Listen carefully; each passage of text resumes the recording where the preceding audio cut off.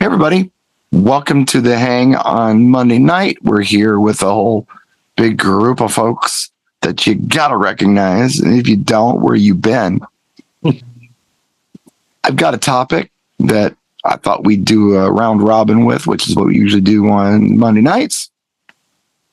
I was trying to figure out how to present the topic, but I'm going to go ahead and just say it. And then I'm going to ask you guys what your perspective is on this. So I've got a couple of friends that recently retired from DJing. Got more than a couple, actually. Quitters. Well, one of my friends, Wavy Davy, he wanted to get out of it because weddings were becoming like an all-day event. And Dave always gigs with his wife. It's what they do together just for fun on a Saturday. And I hope I'm not speaking out of school, Wavy, but they don't need the money. They're professionals. They've got the dough. They do this because they enjoy it. Right. They love to DJ. Well, the all-day weddings became way too much for the missus. So Dave's like, all right, we're not doing weddings anymore. And then he said, look, the only way I'll do a wedding is if it's 4 hours long. Now he does 4-hour weddings. Wow. He'll go in after dinner and go from like 8 to midnight and done. And he has a clientele for this. This is exactly what he wants to do. Cool. I've got another friend over in the UK, Jason Early. Some of you may know him. I know Jason. Jason. Oh, yeah. Jason recently retired, but he's been offered these gigs that are like 50s and 60s music, which is his jam. Yeah, that's his wheelhouse. He's coming out of retirement to do these gigs because they're so exciting to him. Yeah. So here's my question. Going around the room, and I'll just go in order here. This is what I'm seeing on the screen. I'll call you out. What would be the type of event that would bring you out of retirement? You're done for whatever reason it happens to be, but this thing comes along and you can't say no. I'm going to start with Eric because he's the first one I'm looking at here on my screen. What would be the gig that would bring you out of a retirement? AA. No, I'm sorry. I thought you said J. I was going to say GA, but honestly, I wouldn't mind the oldies gig, the 50s, 60s, 70s, if there was a such thing or such calling for that. Weddings, I get it. They're all day, most of them, and take a lot of energy out of everybody, and including the bride and groom. Now, yeah, there's a lot of energy in a wedding before the date, before the event. By the time the event comes, you're done with it. You're like, this ain't over yet, So, I mean, if you can get like a nightclub gig, I would probably do a nightclub gig out of retirement, just because I do love doing what I'm doing. And I'm still trying to get over the fact that you have friends, but that's all I got to say. Yeah, well, I know. I know. You got a few. Yeah. Yeah, I mean, a couple maybe. Now, how about you? Go ahead. Club thing. I would do the nightclub thing. I mean, go fantasy on this. I mean, what would be the thing that you would just love to do? You're done with DJing, but this comes along and you got to do it. This is all fantasy stuff. Oh, well, you're talking not non-DJ? No, DJ stuff. Oh, okay. Out of DJ retirement. Okay. All right. My answer remains. Your answer was good. Yes. Buddy, what would bring you out of a retirement? What type of event would you just have to do? Well, considering that, I love doing my weddings, but if I decided to retire and something to drag me out of it, I think it would be for a celebrity event. Yeah. Someone famous coming to me saying, hey, you know what? Be it whoever it is, a movie star, TV star, music star, whatever, whoever it is, saying, hey, you know what? I watched you on Twitch. And I know you do a lot of 90s stuff, and I want you to do this, or I want you to do that, or hey, I saw you at a wedding, and I liked how you did stuff. I really want you to do this for my event. Sure. I know you're retired, and if the money's there, and if I have the creative plate I can do with and be able to do what I want to do, I would probably say yeah. But other than that, if I go retired, I probably stay retired just because of the fact that I'm done with it. Right. But I don't plan to retire anytime soon. So okay, let me just push you a little bit here, buddy. You said celebrity event, right? You didn't say specifically celebrity wedding. You said celebrity event, an event for a celebrity. Who would the celebrity be? Let me just Mark push it. Wahlberg. Because Right. John gets you win. if I had to go for someone, he and I share the same birthday and the same year, which is kind of funny. But Carl Urban, he's a movie star. You've probably seen him in Dread. You've seen him in a few other in the movie Red. Okay. Star Trek. He played Bones in the newer Star Trek movies. So him and I share the same birthday and the same year. So we're both the same age. And if I had a chance to meet him and DJ for him, I would definitely would take it because That would just be no question. Oh, yeah. DJing for this It'd be really celebrity cool that you like. Yeah, right on. Oh yeah, I like his work. He does and movies he's been in, TV shows he's been in, Almost Human, another TV show he's been in. You know, so he's your a guy. real cool guy. So it's someone who I'd love to meet. I'd been like Jennifer Lopez or something, but that's me. That's me. There's Everybody's got their thing. do what you got to do. Kylie Minogue. Kylie Minogue for you. Kylie I know Yeah, that. If the opportunity arrives, you'd probably volunteer your services, right? Well, that we're getting paid. I don't know. We're getting paid. And they can say I afford would it. like to have some compensation because again, it's like anything.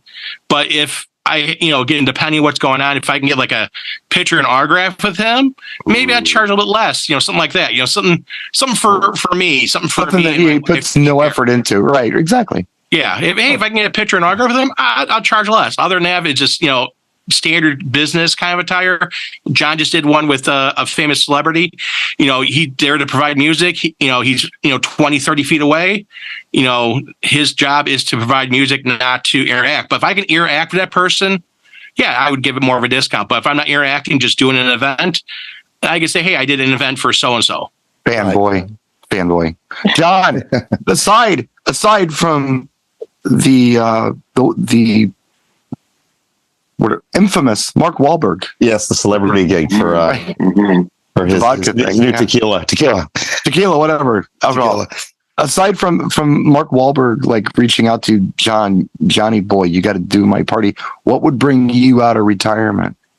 I don't think weddings in the East Coast would ever knock me into retirement. We don't go through the marathons like you and Wavy Davy do. Hold on a second. Hold on a second. The premise here is you're done. You're done. We're done. Okay? We're already done. And then something comes along and pulls you back in, like in The Godfather, or For sure.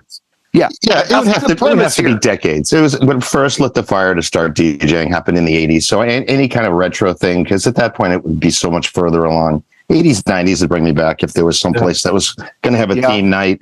Because just like yourself, we know that up and down, and we know all the secret tracks to play. That's you're not going to get that stuff on. Oh, we're just going to play a Spotify. No, we know more than Spotify.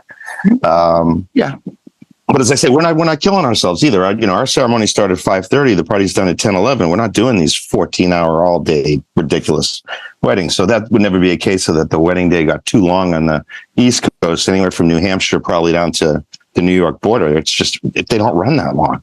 Right. No, I understand that. I'm just the premise again is that you've retired for whatever reason, you're burnt out, or you just don't want to do it anymore, or wedding dresses are starting to make you, twitch or whatever. Yeah. That thing. So it would be the ability to play the 80s music, because there was a period kind of mid 90s I kind of ducked out for a year or two. It was just the music was changing and everything was a ballad, and it just wasn't, and no one was looking for the throwback stuff because like it was too new. It wasn't retro yet. It wasn't cool to like the 80s anymore in the mid 90s. But then you get a little further down the line and you can start bringing that stuff back in, and it's like lo and behold the Tilt-A-Whirl started up again in about 96, 97, and off I went, and I'm still here. So sure. But that's pretty much it. So Matt, aside from an all Soundgarden 90s rock gig, what would bring you out of retirement? Victoria's Secret fashion show. Yeah. I mean, yes, but the thing is just Can I change my answer? I would. The most heterosexual answer comes from Matt. Good for you. It would be some sort of thing like that never done, never had the opportunity to do. Maybe playing at the stadium for my favorite team ends up happening to be one of the NFL's least favorite, the Atlanta Falcons. Something like that, something that is just, it takes a passion, or it's an opportunity that just something you haven't got to do before. Sure. I thrive off of that. And I think that would be the thing that would get me to load the gear up one more time. Right on. Pastor Jay, you're done. You can't do it anymore. Man, I can't imagine that day will ever come. Well, I'm just, I know the premise. No. I know that. I understand the premise. Yeah, I 100%. Yes. And I've been listening to the answers. I got kicked off, sadly, but the answers I did hear. I'm just in my head going through the gigs I've done that just stood out. I was lucky to do the Playboy Mansion. I've done a lot of, EDM style stuff through my job. EVN? EDM. Oh, EDM. Okay. EDM stuff, like side stage at EDC and stuff in Miami and this and that. And you know what? I think the thing that if I really, really quit, that if someone came up and said, hey, here's the premise, would you take the gig? It would be going back to what I did when I first started. Within a year of starting, I was opening for a band called Atomic Punks, when two of those members are now and have been in a band called Steel Panther. And my job at the time was not to mix. It was to pick really good late 70s, mostly 80s metal and play it for the crowd to get them excited. And I would do that in a heartbeat. If someone came along and said, I got a rock club, I need a DJ to open for, Anvil and bands that are no longer in style, but still tour, I'd love to do that. I would do that all day. So that would probably be it. But I agree with John. I'd have a tough time. I got 2 weddings this week and I'm excited about both of them. So I love what I do and I do what I love. And I'm fortunate. And I've said it before, people retire from jobs all the time. It's very difficult for me to think of retiring because you retire from what you do and not who you are. And I'm a DJ. So even when I'm not DJing, I'm still Shazamming songs and thinking of mixes. And we're DJs. Those of us in this room, we're true artists that, Picasso never retired from painting. Even when he wasn't painting, he was still an artist. Right. But like I said, if I did quit what I do and who I am, and someone said, what will bring you back? It would be playing heavy metal for a rabid crowd that loves a band. And you just have that audience of passion and you get to play a song and watch them erupt. That would be amazing. Well, the reason I asked the question is because I was curious for one, but the other reason was, and I've heard this before, they do this kind of thing like in, I don't know, social workers do this kind of thing with people. It's like, if you could do anything, what would you do? Money's no object, whatever, what would you do? And they would, I want to do this. I said, well, then that's what you should just do. Just do that. And I'm wondering if it's kind of the same thing with us. If we've got this fantasy of something that we'd love to do, why aren't we doing it? I understand we got to do what we got to do for the money, but ultimately, I mean, it would be really cool if we could be doing things that we really, really genuinely loved. And I know that a lot of you love what you do. This is a life calling, Brian. This isn't something we just suddenly said one day on a whim, like, let's try this. Like, we've just always had this in our DNA. Some of us. Yeah. Not all of us. It's either I think, or it ain't, And I think that where it's in the blood, we're forever, I think. I think it's the music. the question you're asking, Brian, is poignant. And it reminds me, years ago, somebody came up to me and we were talking about, doing what you love. And he said, if I guaranteed you right now, 100% you would not fail, what would you do with your life? Right. And when you're asked that question that way, it changes the dynamic, because you're like, well, I would be the lead guitar player for Aerosmith, or I would do this. And it's like, now bring it down to reality. What would you do? And I think a lot of people would change what they do in general. I think a lot of office people would say, I'd love to play EDC and be a headline DJ, whereas we get to do that every time we gig. We're controlling the room. We're that person, Yeah. We're very fortunate in that respect. And I think at least this room, I know for a fact, we don't forget that. We don't take for granted. When you leave a gig, I don't care if it's 30 people at a wedding on a Saturday or a Friday or whatever, and you had that mix and you had those moments and you go home. I mean, I can't sleep.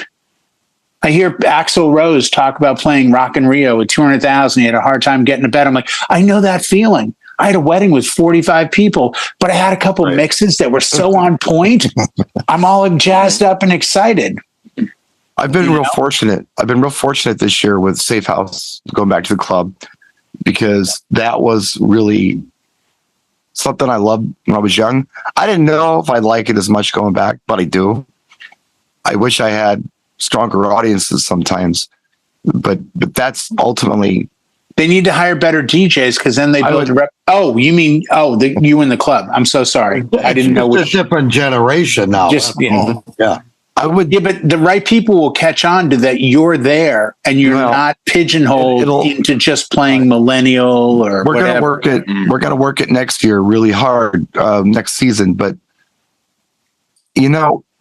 I think I would do that job until the day I die, just because I love it that much. How fortunate are you? I really do love it that much, and it's don't say you do it for free. Don't say you do it for free. This is a very highly listened and watched. Okay, I'm just saying. The only way I would do it for free is if I was like independently wealthy, which I'm told. No, I'd probably keep that quiet too, Brian. You got to get paid. Just only Jay is that way right now. He's fine. But, right. Look, I got some cool friends I'm hanging out with. Money was no object. Do what you love. I got this. I mean, I'm good. I got Pulse. I mean, what more do I need? I'm genuinely really happy. I had a great day. It's like, because of being a DJ. I get what you guys are all saying. Do what you love. And I love what I do. But every time I hang up the phone from booking a wedding, I immediately regret it because now the nightmare starts. They're getting rough. They're getting rough. I'm experiencing it. And it ain't just the day of. It's okay. We all require full payment 2-3 weeks, a month prior. So now you're driving an hour and a half to get to this gig, and you're like, I'm going out here for nothing. In reality, you're not. Right. But there you are. And then you're like, oh God, Jay's shaking his head. I'm sorry, but no, I totally know what you're saying. And I've had this talk with other DJs that are like, how many hours did you spend? But they break it down and they come back to you with like, you made $34 an hour. I'm like, no, I just made $2,000. That's what I got. No, by hours, this and that. And I'll say it now and I'll say it before and I'll say it again. You know what I'm not? I'm not a businessman. I'm not either. Oh my God. Like I love totally not getting done at the end of the night and you get that tip or whatever. That's the high. The high is I can pay my bills. I can feed my family. I mean, I bought a house I went full time as a DJ, and a year later, I bought a house for my wife and son as a fucking DJ. Like, don't misunderstand. Look at me now. Like, I'm a DJ. I'm a wedding DJ, just like you, Eric, just like John, everyone else in the room. And I'm wearing this shirt, and this company is paying me to be here to do things because I'm a DJ. That's what it comes down to. Right. Whether No, you retire or not. Don't misunderstand me. When I said I immediately regret it when I hang up, it's because I'm thinking all the time. And I understand, okay, $34-$40 an hour when you break it down. And then my point is, once I get to the wedding, I set up, I get into my second mode, Right. and everything's perfect again. Yeah, exactly. You know what? It almost You know what I reminds me mean? of? That's Now that weird, you- right? Now that, It's now about that you mention it, schizophrenia, Eric, just by for future reference. Split personality disorder. Yeah. Just when you wanna hear give about, you- I remember hearing George Carlin talk about drugs and alcohol, and he said when you first start, consuming these things, it's all pleasure and no pain, and then it starts to change a little bit, and then there's this point where it's more pain than pleasure. And I kind of understand that with weddings sometimes in my area, because you beat your brains out for 30 hours and then you're gigging for like 8 hours, and then maybe 3 or 4 of those hours are cool. So the pleasure and pain ratio is different than doing something that you love to do, some kind of party that just wasn't won't insane, fail. But that's- a party that was just fun. Everybody was Right, relaxed. There was no pressure. I think it's the fail issue. The wedding I did last week, I had to do a site inspection. I had to drive on a golf course down the golf cart trail, no power. I had to use a battery pack. I made friends with the groom's uncle, and he walked over and he goes, "What is this music?" And I'm like, "Oh, that was when I thanked Buddy." I'm like, "Oh, this is Boyce Avenue." And the bride wanted acoustic for Prelude covers. And he's like, "This is so beautiful, man. What a great choice. This is awesome." I'm like, "Yeah, the bride asked for it. This is what I provided. Another DJ gave me this company, and this sounds great." But I was scared the whole time that the battery wouldn't work, that the speaker would die, that the mic would cut out. You're stressed and dripping in sweat. Then we get through cocktail. The battery's still working. Everything's good. I went over to the bride and I'm like, "I just want to get to the dancing.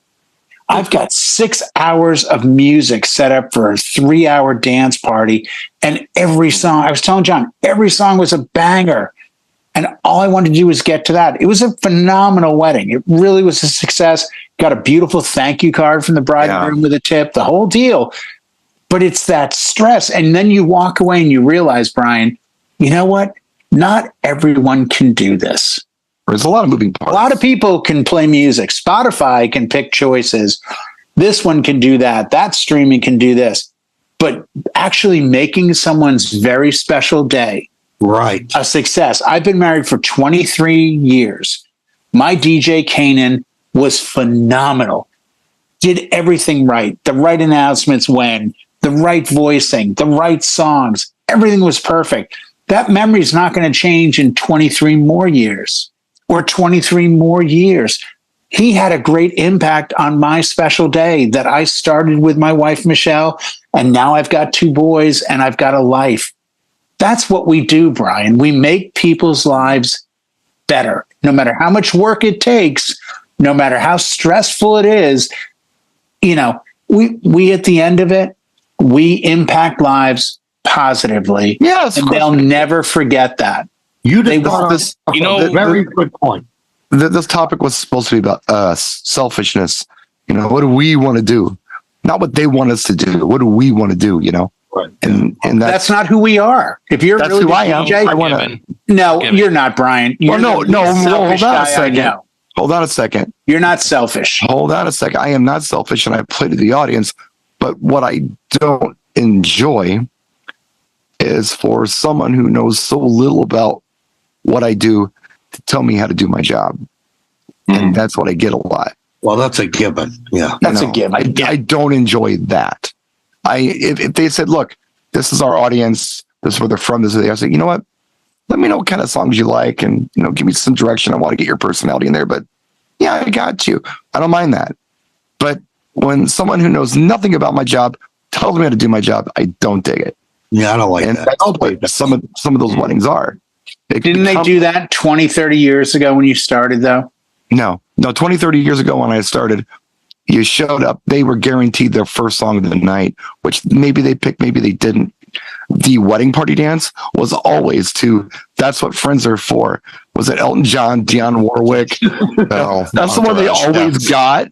The father-daughter dance was always Daddy's Little Girl. Yeah, Little Ray. Yeah. And you just played music otherwise. That's really how it was. And I dug it. It was cool. Yeah. Maybe once in a while someone walks up past the table. You got some Motown in there, right? Like, yeah, I got you. You're all good. No, of course it's fun to get creative with those things and play things that are a little different or whatever. But that was the standard. And no, they weren't picking every song or telling you what to do. They might say, hey, we dig country. So you'd play some John Denver and you'd play some Alabama for them. It was just, I don't know. It was different. Like today's weddings are way different than but like you just. Yeah. But you know what? I'm getting sick. And I'm not saying sick of the way things are today, but I still like the old way of weddings. It's interesting. It's interesting you say that, Eric, because if you think about it, we're old enough. We've been doing this long enough where we know it used to be different. The crop that's coming up now may not know the difference. This is just what they've always been doing. Right. So they're like, well, what are these guys talking about? It's always been like this. Oh, it wasn't always like this. I always cut the cake after the first dance. It wasn't always like that. Right. That was one of the last things to happen because you didn't want everybody to leave. Yeah. Right. And actually, our choice in music today does not have to be what today's music is. Let's just put it that way. Right. At age, as I was Saturday, and I won't bring it up again. We talked about it before the show, what we did. And you don't have to always be the same Uptown Funk. And, you could be creative still and get that floor going. Yeah, and absolutely. You might be surprised. That's all I'm saying. Yeah. So, and we're way off topic here. That's we're okay. way off. That happens. And Howie's not here to lay the hammer down when you go off topic tonight. It's me. I'm a little more loosey-goosey that way. Yeah. So, Matt reminded me, thank you, Matt, sponsor, DJ Event Planner. They're sponsoring the show along with some of our other sponsors. You can check them out in the description of this video on YouTube. Thank you, everybody, for joining us tonight. I'm going to go watch the Barbie movie with my kid. Nice. So Enjoy. maybe I'll come back later and hang out. But thank you so much for watching.